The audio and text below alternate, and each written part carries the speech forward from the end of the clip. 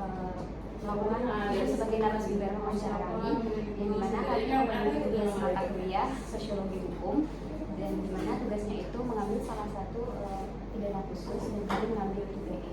Nah, dimana pelanggaran ITE ini yang ada di putusan Pengadilan Negeri Jambi pada kasus ini melibatkan terdakwa Laura Silvi Claudia binti Dedi Okvianto, seorang perempuan umur 21 tahun yang dimana dia melanggar UU ITE pasal 45 ayat 3, junto pasal 27 ayat 2 UU nomor 1 tahun 2024 tentang perubahan kedua atas Undang-Undang nomor 11 tahun 2008, yang dimana dia di kasus ini itu mempromosikan situs judi online sehingga itu melanggar UU ITE.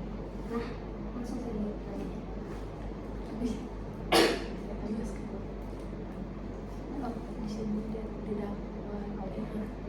di mana dalam putusan ini hakim menjatuhkan hukuman yang pertama itu penjara selama 2 tahun 6 bulan, dan yang kedua denda 1 miliar, dan juga dengan subsidi 6 bulan kurungan apabila denda itu tidak dibayar, dan barang bukti berupa HP dan media sosial dirampas dan dihancurkan untuk negara. Dan adapun pertanyaannya Ibu, yang pertama itu menurut Ibu apakah putusan yang diberikan oleh hakim ini telah sesuai atau fair dengan perbuatan terdakwa, dan apakah sudah mencerminkan dipilih law di Jambi ini? Oke, baik. Jadi seperti yang kita ketahui, sebenarnya Jambi merupakan salah satu yang terbesar atau tertinggi mengenai judi online. Artinya memang ini menjadi masalah bersama, karena selama ini kita tahu judi mungkin harus datang ke tempatnya khusus. Tahu sabung ayam nggak? Sabung ayam yang jadi apa itu di ayam tuh? Iya, dan sebagainya kalau zaman dulu. Kalau sekarang lebih mudah lagi ketika kita buka HP, masuk ke situs, ponsel, apa namanya kayak slot itu langsung bisa. Oke, tadi pertanyaannya, menurut gue apakah putusan ini telah sesuai atau fair? Jadi betul teman-teman, ternyata judi dalam bentuk apapun di negara kita memang tidak diperbolehkan. Jadi ada dua tipe sebenarnya, ada yang menggunakan judinya ataupun yang memfasilitasi atau yang menyediakan judi ini biar bisa terlaksana. Jadi kalau misalnya kita lihat undang-undang apa yang dikenakan, teman-teman? Undang-undang pasal 45 ayat 3 junto pasal 27 ayat 2 UU nomor 1 tahun 2004 tentang penggunaan di mana bunyinya itu Bu, setiap orang yang dengan sengaja mendistribusikan atau mentransmisi informasi elektronik dan atau dokumen elektronik yang berisi pemberitahuan nanti 45 ya kan pokoknya iya ini kemudian materi ayat pidana dengan pidana penjara paling lama itu berapa? Lama? 2 tahun 6 bulan atau denda paling banyak itu 1 miliar rupiah. Oh, berarti dia dikenakan maksimal, coba dilihat dulu. Itu UU ITE di sini. Soalnya mendistribusikan pembicaraan pembuatan formal atau konsultasi ini dan satu ini ya. Oh, ini ITE ya? Iya Bu, ini UU ITE semua. Mendistribusikan dan transmisikan ini undang-undang perundangan nomor 1 tahun 2004. Ya ini perubahan dari nomor 11 tahun 2008. Oke, jadi sebenarnya sebelum ini juga sudah cari-cari juga hukum yang terkait dengan judi online. Baik, jadi seperti yang kita tahu juga bahwa di hukum pidana kita itu masih mengambil atau masih bersumber dari hukum KUH Perdata Belanda. Namun ternyata kita tuh punya hukum sendiri mengenai mengenai judi ini yang diatur dalam sebentar ya. Tadi Bu cari tahu juga sih sebelumnya ya. Nah, Undang-Undang Nomor 1 2023 yang berkaitan dengan tindak pidana ini adalah orang yang menawarkan atau memberi kesempatan untuk menjudi, menawarkan atau memberi kesempatan kepada ibu untuk menjudi, atau dia menjadi pemain judinya. Nah, maka akan dikenakan misalnya paling lama 9 tahun dan pidana paling banyak kategori yaitu 2 miliar rupiah. Ya, kemudian jika tindak pidana yang dimaksud dengan pasal pada ayat 1 dilakukan menjalankan profesi dan terjadi pidana tambahan berupa pencabutan hak sebagaimana diatur dalam pasal 86. Artinya teman-teman yang kata tadi, kalau dia memfasilitasi dan membuat melaksanakan itu jauh lebih berat dibandingkan orang yang melakukan judi itu sendiri. Nah, dengan hal ini kalau kita lihat dengan 2 tahun 6 bulan penjara dengan denda 1 miliar, menurut ibu ini sudah fair. Kenapa? Karena memang dia yang memfasilitasi atau yang membuka akses biar orang untuk menjudi. Mungkin awalnya orang nggak tertarik untuk menjudi, tetapi karena melihat konten ini kan endorse ya. Endorse itu terus kita membuatnya tuh kayak seolah-olah dan seakan-akan menarik sehingga orang tertarik dan akhirnya malah masuk ke sana. Karena sejatinya orang menjudi itu gue rasa nggak ada yang niat banget, biasanya tuh coba-coba. Ketika coba-coba maka akan ketagihan, lalu ketagihan ini lagi menjadi habit. Ada yang mengatakan bahwa kayak menjudi itu bukan sesuatu tuntutan, tapi kayak lebih kalau nggak main nggak nggak karena udah candu. Itulah yang menjadi masalah. Oke, kemudian di sini ada living law ya. Living law ini teman-teman yang ibu ketahui itu bagaimana hukum yang berlaku dalam masyarakat. Karena seperti yang kita ketahui ternyata kalau di negara kita ini konstitusi terbagi menjadi 2. Ada konstitusi secara tertulis, artinya memang yang tercantum dalam undang-undang, peraturan dan sebagainya. Namun ada juga aturan yang kita patuhi meskipun dia tidak tercantum dalam sebuah aturan atau hukum. Dan ibu rasa pun di negara kita Indonesia ya, umumnya itu dari dulu sampai sekarang judi itu memang ada dan memang itu bertentangan dengan hukum atau dengan adat istiadat yang ada di dalam masyarakat. Kalian masih ingat nggak di dalam Malima dalam kerajaan Singasari atau di Majapahit dulu sebelum ada Pancasila kan kita ada 5 aturan yang tidak boleh kita lakukan. Malima itu di salah satunya adalah tidak boleh berjudi, tidak boleh mabuk, tidak boleh main perempuan, tidak boleh berbohong. Artinya memang judi ini sudah menjadi sesuatu yang dilarang sejak dulu. Nah, sehingga itu hidup dan berkembang dalam masyarakat kita.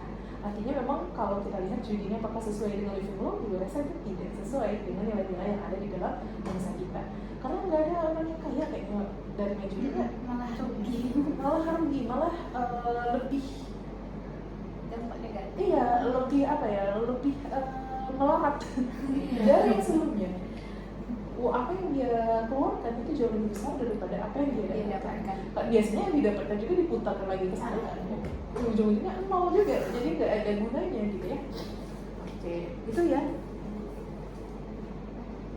Baik Bu, untuk pertanyaan kedua, menurut Ibu, apakah ada faktor-faktor lain yang mempengaruhi putusan-putusan yang ada dari hasil faktor sosial, ekonomi, sosial? Yang ini ya nomor 2 ya. Faktor lain yang mempengaruhi putusan itu. Oke, nah kita harus tahu dulu bagaimana proses pidana dalam menentukan hukuman bagi seseorang. Tahap awal itu adalah tahap penyelidikan. Apa tahap penyelidikan? Kasus-kasusnya secara langsung. Belajar nggak sama Kaisa? Makanya dulu. Jadi dalam pidana ada langkah pertama yang harus dilakukan adalah menyelidiki atau penyelidikan. Itu adalah untuk menemukan bukti awal dulu, apakah benar ya ini tindak pidana atau bukan. Misalnya kita lihat ada orang tenggelam di dalam kolam, itu nggak bisa kita kategorikan orang ini tenggelam gitu aja atau kelalaian. Tapi orang ini bisa jadi ditenggelamkan atau dibunuh lalu dimasukkan ke kolam dan sebagainya. Nah, tahap awal ini pidana atau bukan itu tahap penyelidikan. Lalu ketika betul ini pidana nih pembunuhan, pada saat itu kita akan ke tahap selanjutnya itu tahap penyidikan. Tahap penyidikan adalah pengumpulan bukti-bukti. Misalnya dari kolam renang ini tadi kita bisa lihat CCTV, ada bukti bajunya kah, atau ada lebam-lebam di badannya, atau ada saksi yang melihat, ada keterangan dan sebagainya. Nah, sehingga bukti-bukti inilah yang baru bisa kita bawa ke persidangan. Nah, masuk ke persidangan itu minimal ada 2 bukti.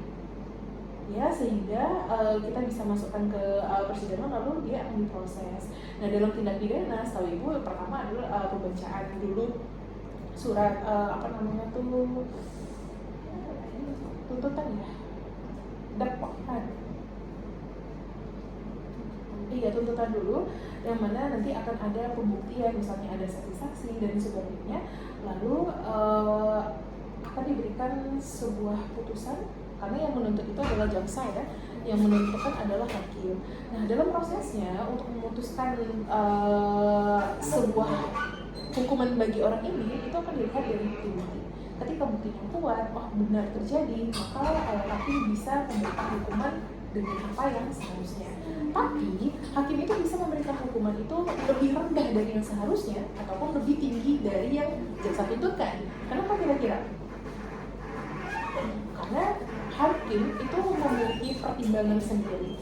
Misalnya, pertimbangan hakim pertama, orang ini belum pernah melakukan, baru kali ini, ya, sehingga ya hukumannya tidak akan lebih berat daripada orang yang telah berkali-kali melakukan.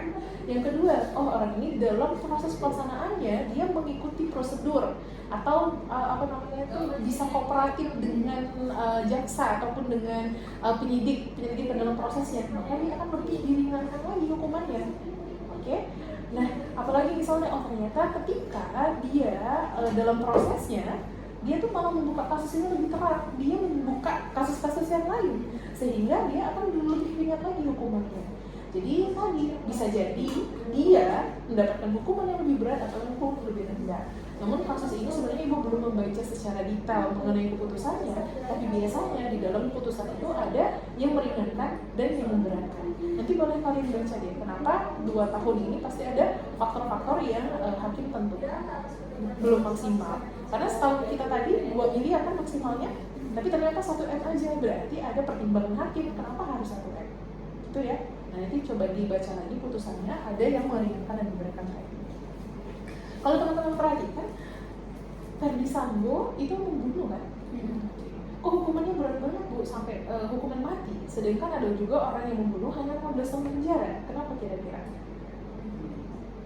Ada pertimbangan khusus dari hakim. Iya, karena ada pemberat yang dilakukan oleh Ferdy Sambo. Pertama, dia tidak kooperatif, malah berbelit-belit membuat bukti palsu atau menghilangkan bukti dan sebagainya. Artinya itu sudah double berlapis. Kemudian apa yang dilakukannya itu juga melibatkan banyak orang dan ya tadi. Nah, hal-hal itulah yang bisa memberikan Ferdy Sambo, padahal dia tuh hanya bunuh 1 orang, nggak musnahin 1 kelompok gitu, tapi kok bisa berat banget? Karena itulah yang mendasari pertimbangan hakim untuk menentukan hukuman bagi seseorang. Nah, Richard Eliezer dulu ya teman-teman, ini contohnya aja. Dia dituntut sama jaksa 8 tahun penjara, tapi dikenakan hanya 1,5. Berarti hakim menentukan kenapa? Karena dia menjadi justice kolaborator atau kerjasama untuk membuka kasus ini menjadi lebih terbuka. Gitu. Jadi 1 kasus itu bisa banyak. Ini tergantung dari pertimbangan hakim itu sendiri. Oke? Iya, pertanyaan nomor 3. Apakah terdakwa melakukan kejahatan ini karena ada faktor-faktor lain menurut pandangan ibu, seperti misalnya faktor ekonomi atau faktor sosial? Oke. Sebenarnya banyak faktor yang pasti ya. Bisa jadi dari faktor ekonomi. Kenapa? Karena dan faktor sosial itu berkaitan. Anak muda zaman sekarang itu lebih ke gaya hedonisme. Kayak ingin tampil mewah, karena nih pakai baju A, baju branded, misalnya barang-barang branded, tapi nggak mau capek, ya, nggak mau kerja misalnya, ya, yang nggak mau kerja, artinya dia memikirkan gimana ya caranya biar dapat duit instan dan bisa menikmati itu. Nah, salah satunya tergiur dengan melakukan hal-hal yang seperti ini. Karena lebih enak sih sebenarnya, dia lebih jelas kayak promosi dapat uang daripada main judi kan belum tentu dapat uang. Nah, jadi faktor ekonomi itu sangat mendukung sih untuk hal ini, karena tadi tuntutan gaya hidup yang sekarang itu lebih tinggi daripada yang sebelumnya. Kita melihat teman-temanku kayaknya jalan-jalan ke sini pakai HP iPhone misalnya 17 Pro Max sekarang kan, jadi kayak mikir gimana ya caranya dapat uang cepat biar dapat 17 Pro Max ini. Nah, itu dengan berbagai cara tadi. Sosial juga mempengaruhi. Iya, maksudnya kayak ngelihat temen kayaknya ya inilah kan banyak sekali bukan hanya dari ini ya, dan ini dia punya kesempatan nih. Kayak dia selebgram, dia punya kesempatan ditawarin orang. Ada juga orang-orang yang sekarang yang malah tahu kan kegiatan misalnya katanya ani-ani kah dan lain-lain. Nah, itu kan salah satu upaya juga untuk memenuhi kebutuhan gaya hidup sebenarnya. Kalau kita hidup aja menurut ibu ya bisa cukup aja dengan itu, tapi kalau kita mau mengikuti gaya standar hidup di sosial media itu nggak akan habisnya. Betul ya? Baik Ibu, mungkin